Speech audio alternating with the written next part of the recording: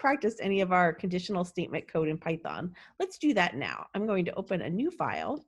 So we're making this example program where we prompt the user to enter temperature information. Please enter a temperature. Awesome. And we wanted to store it as a floating point value, so I included the typecast in here for float. Now let's do our example where we have the multi-way branch. So if we type in our conditional statement, remember we always have to have the parentheses around our condition. Temperature is less than 32 was our first option. And we need to always include that colon there. When we include the colon, Python will automatically indent our next line, knowing that we want this next group of statements to be associated with that condition. We want these things to happen if that condition's true.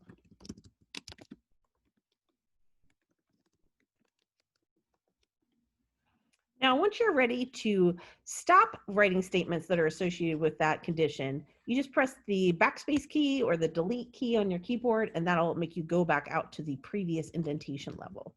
So now I'm ready to type in my else if statement. If the temperature is less than 70, and again, when I type the colon there, it's going to know that the next things I type are going to be grouped together. If that condition's true, they'll execute. So it automatically indents for me. And I can include my first print statement and then my second one.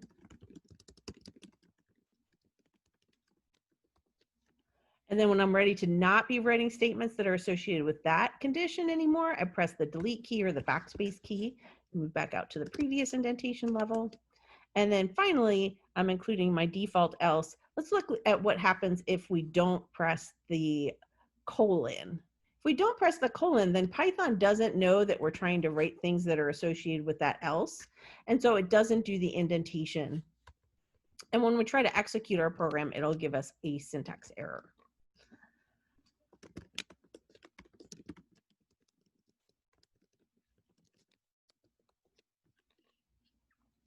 All right, so we got all of our statements in there. Let's add another statement that always prints out at the end. So if we want it to always print, we don't want it to be indented.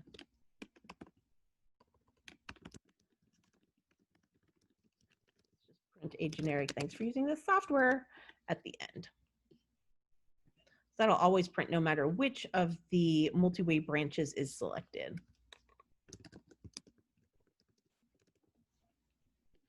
When we run our program, if we enter a large temperature value like 90, remember, the computer is going to compare that value 90 with these different conditional statements and see which one it makes true. So first it checks to see, is 90 less than 32? And that's false. It's not going to do the first group. Is 90 less than 70? Nope. So it's going to move on to the default else. It'll execute that one. It should print, it's nice and warm today. And then it's always going to print the last line, thanks for using this software. Let's run the program again and we'll try some different values. So suppose we enter a 50. Let's think through which branch will execute. Is 50 less than 32? Nope. Is 50 less than 70? Yes. So we think it should execute these two statements associated with the else if. And then because that branch is executed, it's not going to execute the else part. It will execute the final statement, thanks for using the software. And sure enough, we get all three messages. The temperature's moderate. You might need a light jacket. And then the final statement, thanks for using this software. Let's do another one. Suppose that we enter a cold temperature. It's only 10 degrees outside. You can see that the computer prints out, it's super cold outside, bundle up. That's because this very first condition was true. Because that one's true, it skips over all the other ones. Even though 10 is also less than 70, it does not print out these additional statements. It's only going to do one of the options. And then it will print the final statement, thanks for using the software, because that's not part of the branching statement. That's just a regular sequential statement that follows it. Let's look at our notes now, and we have some review questions to answer.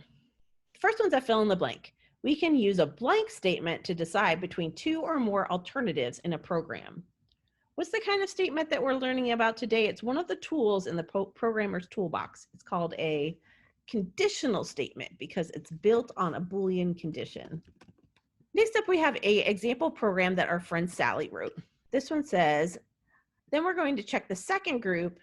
Precipitation is equal to rain, so it's going to print another rainy day. That part's true. And then because this condition executed, all of the other ones are not even going to be considered. So it's not going to print, at least it's warm. So Sally is not right.